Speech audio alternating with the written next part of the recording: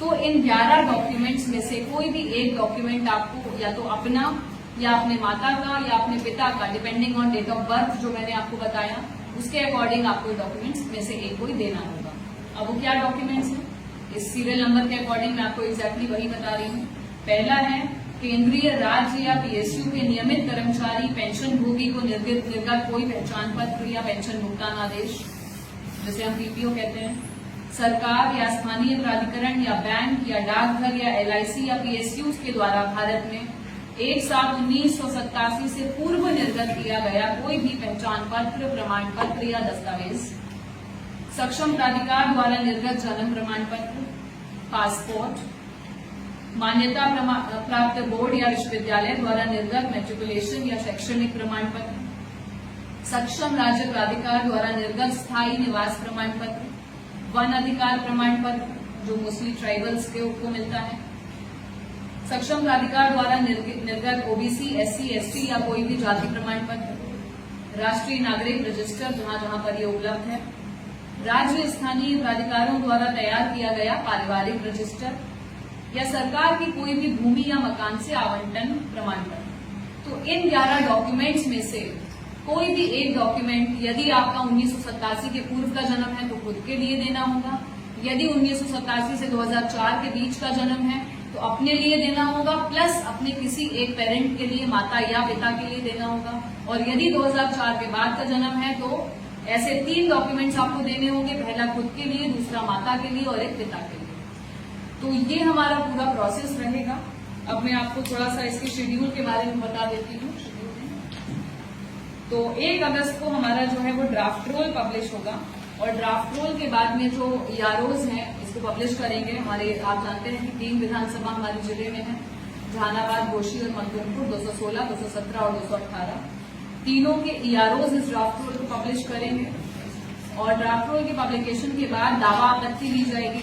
यदि कोई व्यक्ति 26 जुलाई तक अपना फॉर्म डॉक्यूमेंट्स के साथ जमा नहीं कर पाता है तो उसका नाम ड्राफ्ट रोल में नहीं आएगा।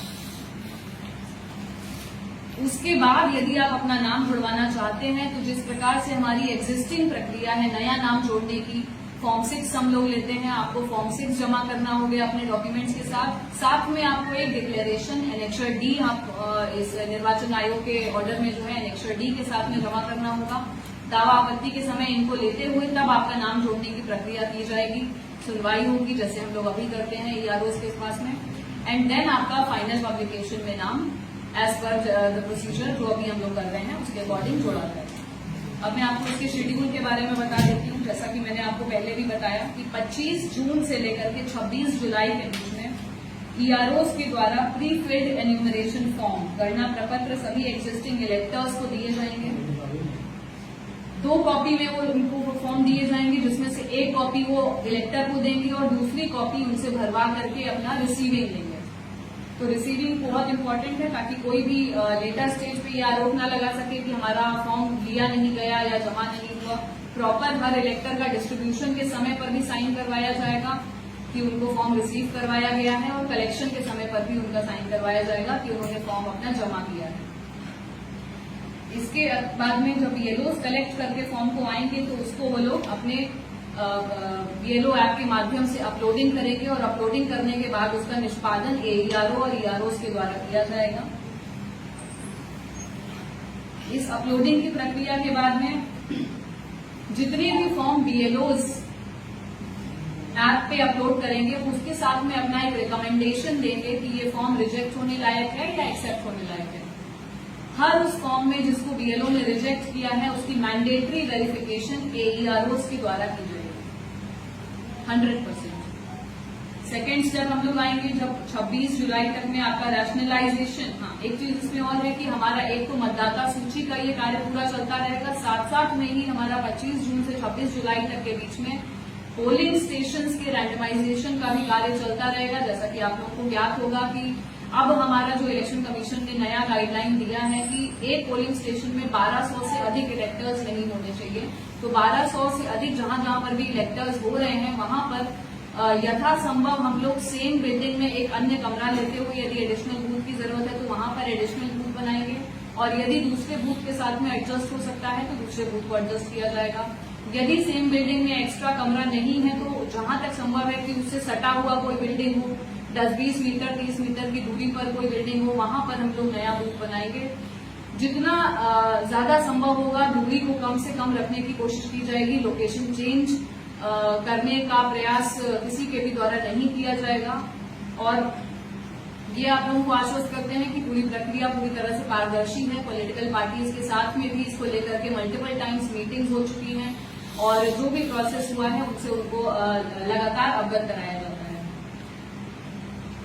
नेक्स्ट हम लोगों का आएगा जब हमारा ये सभी फॉर्म्स अपलोडिंग हो जाएगी तो कंट्रोल टेबल का अपडेशन होगा और प्रिपरेशन ड्राफ्ट रोल का करने के लिए कार्य किया जाएगा 31 जुलाई तक और 1 अगस्त 2025 को ड्राफ्ट इलेक्टोरल रोल को पब्लिश किया जाएगा।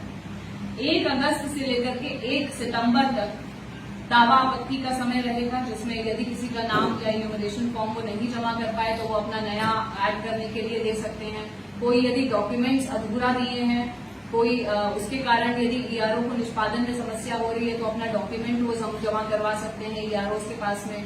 कोई यदि अन्य आपत्ति देना चाहता है, कोई वृद्ध इलेक्टर्स हैं, यदि उनका नाम किसी कारणवश किसी गलती से भूलवश ड्राफ्ट रोल में आ गया है तो उसके लिए भी दावा आपत्ति दिया जा सकता है। तो ये सभी कार्य जिस प्रकार से हम लोग अभी करते हैं उसी प्रकार से ईआरओ 1 सितंबर तक निष्पादित करेंगे। 25 सितंबर तक जितने भी एन्यूमरेशन फॉर्म रिसीव हुए हैं उनका डिस्पोजल जो है ईआरओ के द्वारा कर दिया जाएगा और 27 सितंबर तक हम लोग अपने इलेक्टोरल रोल की जो